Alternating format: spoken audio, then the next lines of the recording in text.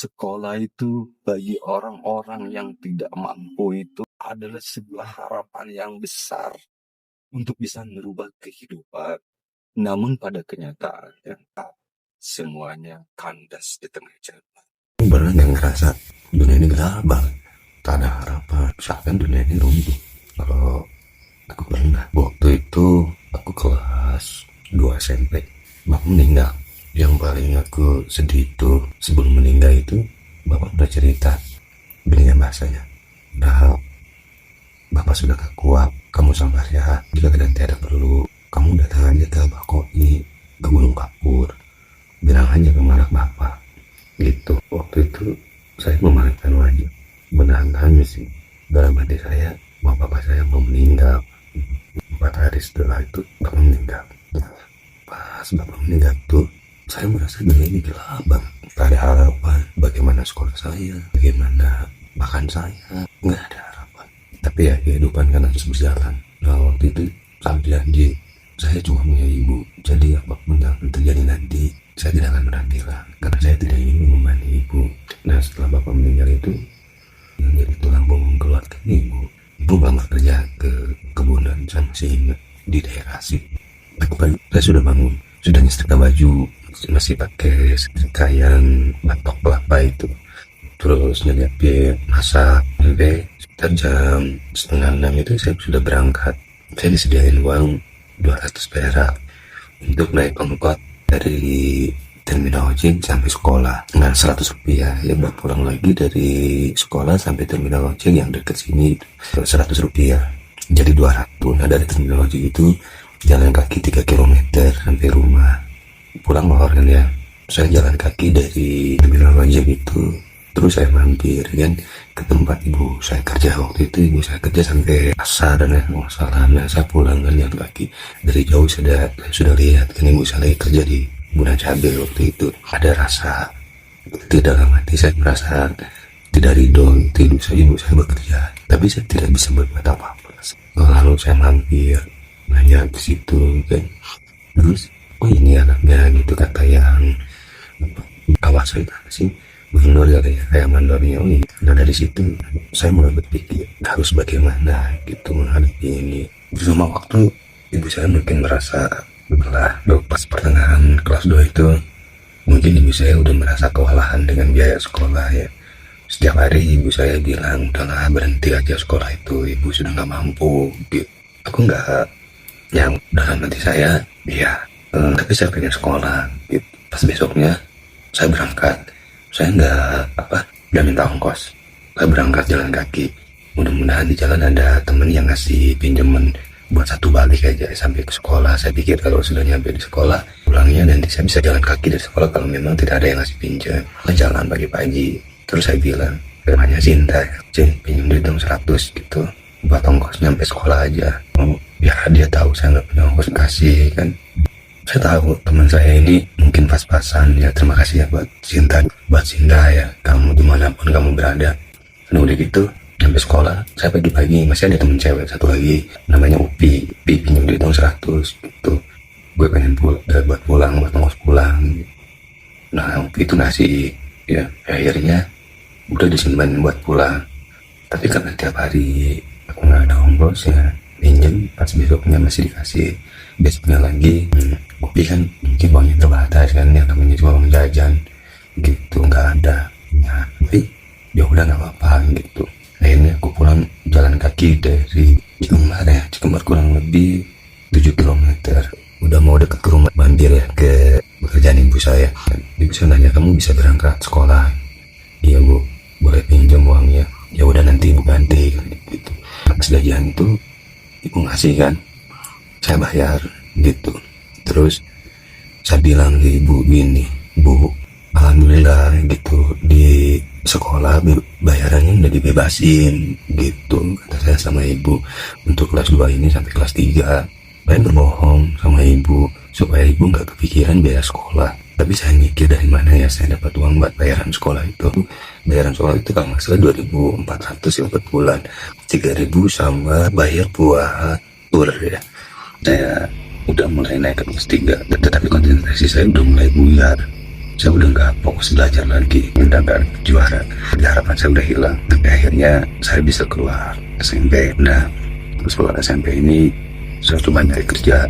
Nah, tapi ya kan masih boleh dibilang masih di bawah umur ya. Akhirnya saya jenuh, saya bilang saya mau keluar negeri, tuh mau merantau, mau kerja apa. Dan pikiran saya cuma ada gini, saya harus pergi, saya harus membuang diri saya, apapun yang akan terjadi saya harus pergi dari sini.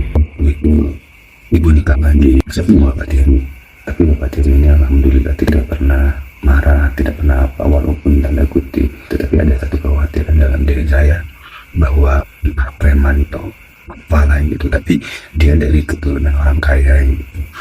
Tetapi hati saya tidak merasa nyaman. Saya bilang sama bapak tiri saya keluar negeri, ibu, karena saya tidak punya siapa-siapa. Saudara saya jauh-jauh semua, kakak saya jauh, jadi saya hanya punya abah, saya titip ya. Akhirnya saya berangkat ya keluar negeri, jadi TKI sampai sana. Muslim itu saya bisa kan. Akhirnya majikan saya itu ngomong yang darah itu, kamu katanya nol gitu, sambil apa jorokin kepala saya. Tapi saya sadar, kata saya gini, nggak apa-apa, untuk pindah aja. Akhirnya dibawakan ke kantor kehutanan, pindah kerjaan. Waktu itu saya dipindah ke hotel.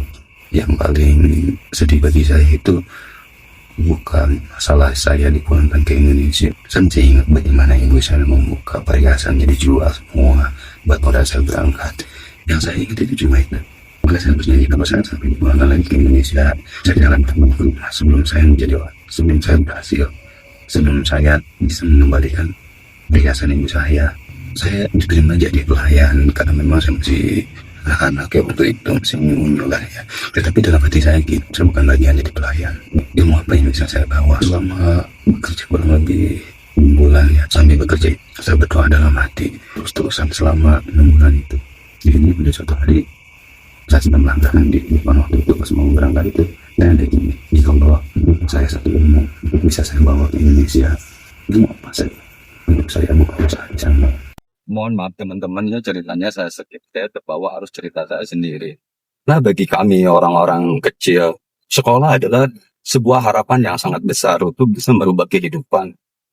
Namun dari banyak kasus termasuk yang saya alami, sepintar apapun seseorang, sekuat apapun berjuang, tanpa dukungan dari orang-orang yang terdekat itu, banyak yang gagal di tengah jalan.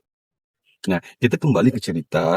Waktu itu ibu menikah lagi. Ya, saya punya latar belakang dari cerita orang ya, bahwa dia itu seorang entah itu preman atau apa yang jelas, tapi saya belum pernah melihat ya bahwa pernah terjadi sesuatu. Tapi ini hanya dari cerita ke cerita gitu. Tapi kalau misalnya dia ada minum, itu pernah saya lihat, dan di situ saya merasa kurang nyaman. Saya merasa ada sebuah ketakutan,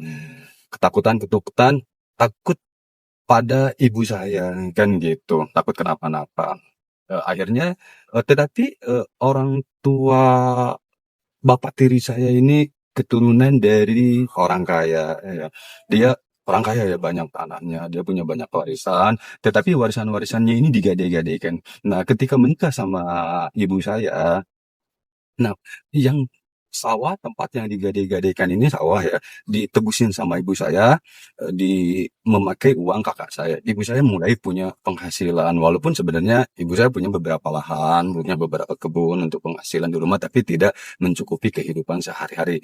Nah, akhirnya waktu itu saya berpikir, karena saya nggak lanjut sekolah, saya telepon kakak saya yang satu lagi yang di Jakarta. Saya bilang gini, teh tolong dong, saya minta modal 3 juta gitu. Saya mau tani, saya mau gantiin ibu tani. Nah, tak sawah-sawah yang berapa ya, luasnya berapa hektar itu saya urus. Saya menjadi petani. Pagi-pagi saya berangkat ke sawah, saya punya beberapa pekerja di kebun gitu. 1 tahun berjalan saya ngurus pertanian. Saya ngomongkan ke ibu saya lelah, capek, saya mau pergi merantau aja ke luar negeri.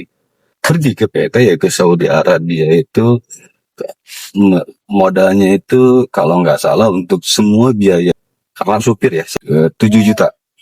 loan 7 juta. Kenapa saya memilih untuk pergi?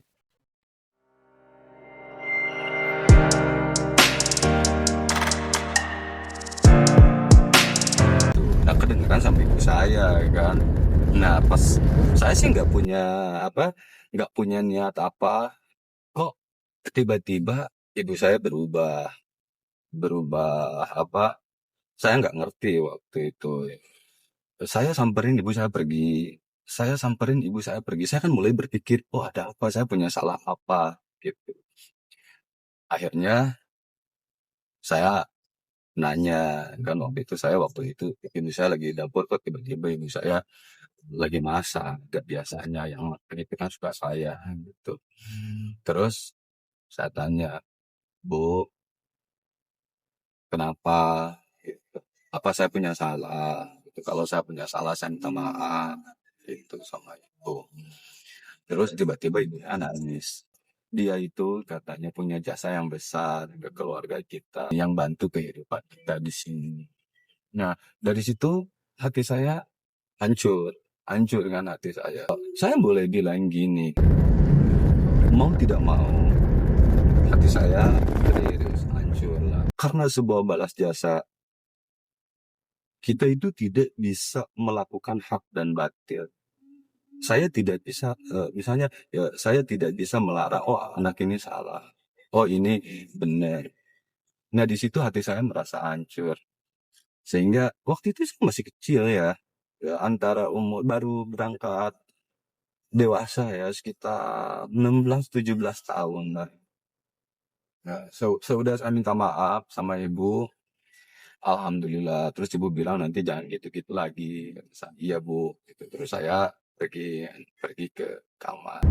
Dalam kesendirian di tengah malam, saya mulai mengerjakan hal seperti biasa memasak. Nah, ketika saya mau makan nasi ini, tiba-tiba air mata saya itu gak bisa ditahan. Ada perasaan gini, ya Allah, saya makan ini boleh orang lain. Sehingga saya nggak bisa kan makan itu. Ini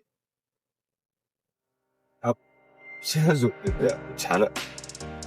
Sehingga saya melihat kedua tangan kecil saya ini. Ya Allah, mampukah kedua tangan saya ini untuk merubah kehidupan tanpa mengandalkan orang lain? Saya tidak ingin pemberian orang lain. Saya harus membuang diri saya. Akhirnya saya pergi. Karena kesedihan itu nggak bisa berlalu gitu aja teman-teman. Ini hanya sekedar cerita, disclaimer ya teman-teman. Ini kita hanya sekedar cerita.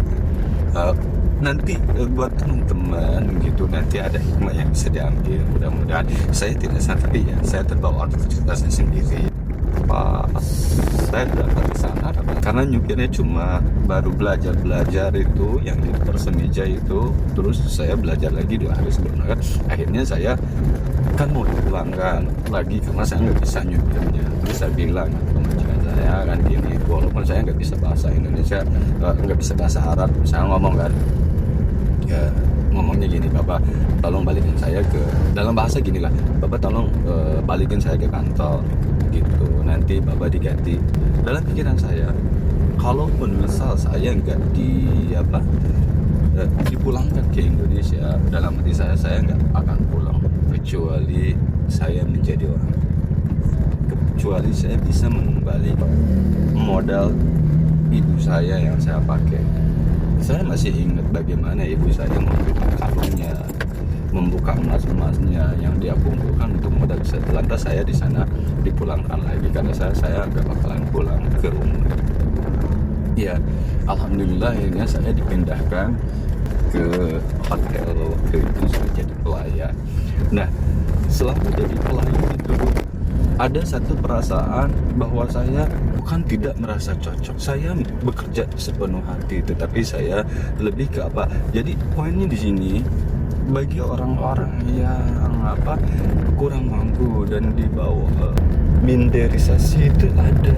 Minderisasi itu tercipta dari lingkungan, kebanyakan ya, dari lingkungan keluarga yang tidak mampu. Makanya saya selalu menekankan kepada teman-teman semua ya, bagi kalian-kalian ya boleh dibilang kurang mampu atau masih dalam tahap belajar, ayo semangat. Karena dengan kita merasa malu, merasa kita tidak pede itu justru kita menambah semakin ke bawah. Ayo, saya selalu berharap teman-teman semua bisa ketemu dengan apa yang diinginkan gitu. Karena apa yang saya alami ini sesuatu apa saya ingin berbagi bagaimana pengalaman ini bisa dirasakan semua orang dan apa dampak dari ini semua. Itu maksud saya. Saya waktu itu pas lagi bekerja di depan hotel, saya berdoa gini. Dalam hati saya yang sedalam-dalamnya sama begini, ya Allah, berilah satu ilmu, apa saja, satu ilmu buat saya untuk saya bawa pulang ke Indonesia. Saya pengen buka usaha di Indonesia. Itu tekad yang ada dalam diri saya. Bersama waktu, karena memang itu waktu itu majikan saya buka dapur baru, dia buka kue pastry. Nah saya langsung ngomong, kan ada setnya, tolong saya mau pindah ke sini, bilangin ke mister saya mau pindah ke sini. Nah setnya itu bilang ini ada, saya mungkin bilang ya ke sana bahwa nggak boleh. Tapi saya ngomong lagi, pokoknya saya pengen pindah gitu. Akhirnya ngomong lagi 3 hari, akhirnya ya udah boleh katanya gitu. Nah di situ saya mulai belajar bagaimana bikin kue pastry dan sebagainya. Selama kurang lebih 3 bulan saya ketemu majikan saya. Pas saya lagi jalan, majikan saya, Berno tahu gitu. Kebetulan waktu itu saya di sana dipanggil Berno ya. Berno tahu. Mister gitu. Ada apa gitu? Kenapa badan kamu kayak Alif? Kata saya, alhamdulillah mister, saya senang bisa kerja di pastry di Halawani ya. Saya bisa belajar banyak hal, bisa belajar kue, bisa belajar apa gitu. Saya merasa senang. Terus mister angkat, ya udah bagus katanya gitu. Waktu itu dia bilang kenapa badan saya menjadi alif. Waktu itu selama 3 bulan itu badan saya jadi kecil kayak alif karena saya kerja dari jam 10 pagi sampai jam 5 subuh. Bahkan saya kayak mimpi dibangun, itu saya kayak mimpi dibangun yang saya itu kayak mimpi. Ayo berangkat kerja, saya bangun berangkat sampai jam 5 subuh. Jam 5 subuh pulang ke rumah baru tidur, serasa baru. Saya tidur sebentar kok ini dibangun, tapi saya tidak mengeluh. Hingga teman-teman di sana saya juga jadi banyak cemoohan. Buat apa kamu kerja di sini gitu kalau gajinya sama? Kata saya gini dalam hati, tenang saja, 2 atau 3 tahun yang akan datang saya sudah punya keahlian, saya sudah punya ilmu gitu. Walaupun saya tidak naik gaji di sini gitu, tapi saya sudah berubah gitu. Akhirnya bersama waktu, karena memang majikan saya juga melihat ya karena ada CCTV dan sebagainya, akhirnya saya diangkat jadi chef ya, anak buah chef lah, di bawah chef ya, walaupun saya dipanggilnya chef gitu. Di sana akhirnya perlahan naik, saya naik gitu, perlahan punya anak buah, ngurus karyawan juga di sana gitu. Alhamdulillah di situ saya mulai menitik karir. Saya pulang ke Indonesia, saya cari referensi. Nah, pas sebelum pulang, majikan saya ini bilang kan, katanya gini, pas waktu pulang itu kan ngomong, Berno nanti pulang ke Indonesia kamu cari kue di Indonesia gitu, cari mister gitu. Oke. Nah akhirnya saya pulang ke Indonesia, saya cari-cari, saya beli majalah dan sebagainya. Nah waktu itu pas kebetulan chef umumnya pulang, dan itu disuruh karena saya memang udah bisa ya, udah waktu itu langsung bilang menuju ke 2 tahun. Jadi saya 2 tahun pulang, 3 tahun, jadi 6 bulan saya jadi pelayan. Terus saya pindah ke tempat pastry ini 2 tahun lebih lah. Terus itu saya pulang cuti ke Indonesia, nah balik lagi. Sebelum pulang majikan saya bilang, Berno mau tolong nanti bawa pastry dari Indonesia gitu. Oke mister.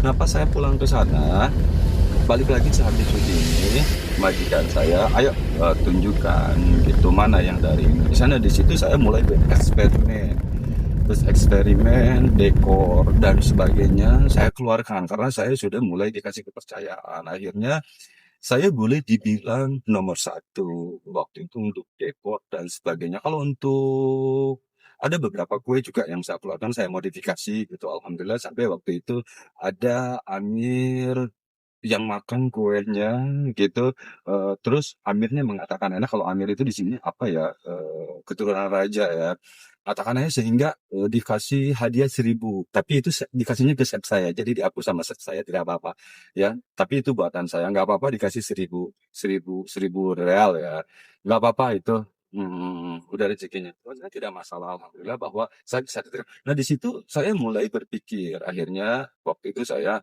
eee umur kan, saya harus menikah. Pulanglah saya ke Indonesia, gitu. Nah, pas pulang ini, saya mau buka usaha pastry ini bagaimana, kan gitu. Karena saya pengen punya anak, gitu. Waktu itu saya, belum sempat ya, habis menikah 3 bulan, saya berangkat lagi, karena modal belum ada, ya. Terus saya berangkat lagi selama 3 tahun, terus pulang. Nah, pas pulang itu terus saya bilang kan ke istri saya pengen punya anak gitu. Kata istri saya, nggak apa-apa kalau pengen punya anak, tapi nggak boleh berangkat lagi. Ya oke lah, nggak apa-apa gitu. Saya nggak berangkat lagi. Nanti kita buka usaha di sini. Akhirnya saya pulangkan ke rumah mertua di Majalengka. Nah, pas itu kita punya rencana mau bikin di mana gitu. Pas saya ngomong kan ke mertua mau bikin di sini. Terus ya kesepakatan akhirnya kata istri saya, ya udahlah kita di Sukabumi aja di rumah orang tua saya gitu. Alhamdulillah ya itu juga rumah yang saya bikin hasil jadi upaya dari Saudi itu. Nah udah gitu saya buka di sini pelan-pelan. Tapi dalam pikiran saya gini, kalau memang saya bisa jalan di Indonesia, jika dalam 6 bulan ini saya bisa jalan di Indonesia, saya akan teruskan gitu. Kalau tidak, karena masa cuti saya masih aktif, tiket juga masih aktif, saya udahlah mau berangkat lagi. Itu mau gimana? Tapi ya, alhamdulillah karena ini sebuah doa yang dikabulkan ya teman-teman, bahwa perjalanan untuk menuju sebuah kesuksesan itu bukan sesuatu yang mudah. Harus melewati perjalanan-perjalanan hidup yang sangat panjang dan rumit. Tapi ya nanti ceritanya kita lanjut lagi ya. Jadi kebetulan saya lagi baru pulang dari notaris. Saya teman-temannya udah keluar PT Binsuap Indonesia yang kita kemarin voting ya, yang udah ada yang udah ada pemenang hadiahnya. Nanti mudah-mudahan kedepannya kita bikin lagi. Ya mudah-mudahan nanti kalau ada waktu saya bikin lagi gitu buat teman-teman semua. Terima kasih. Mudah-mudahan apa yang saya ceritakan ini menjadi inspirasi buat teman-teman semua. Walaupun sekali lagi saya belum pantas untuk memotivasi orang lain. Tetapi apa salahnya dengan cerita ini? Mudah-mudahan bagi kalian yang masih berjuang, percayalah, pasti akan selalu ada jalan. Dan bagi anak-anak muda, saya berpesan, jangan sia-siakan kesempatan.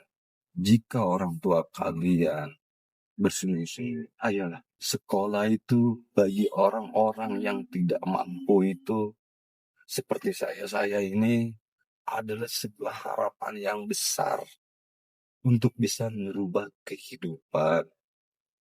Namun pada kenyataannya, tanpa dukungan materi, imaterial, moral, dan mental, semuanya kandas di tengah jalan. Jadi, ayo semangat. Tunjukkan kalian adalah orang hebat.